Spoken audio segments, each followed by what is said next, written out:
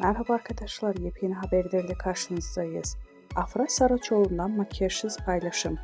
Kısa süre önce ekranlara veda eden Yalı Çapkını dizisinde Seyran karakterini canlandıran Afra Saraçoğlu, sosyal medya paylaşımlarıyla da adından söz ettiriyor. Ünlü oyuncu son olarak doğal haliyle objektiflerin karşısına geçti. Afra Saraçoğlu oyunculuk performansı olduğu kadar sosyal medya paylaşımlarıyla gündeme geliyor. Ünlü oyuncu son paylaşımda doğal halini gözler önüne serdi. Sosyal medyada Afra Saraçoğlu'nun makyajsız hali büyük ilgi gördü. Öte yandan Paris Moda Haftası'nda konuk olan Afra Saraçoğlu son olarak davetli olduğu Miami'deki etkinlikte boy göstermişti.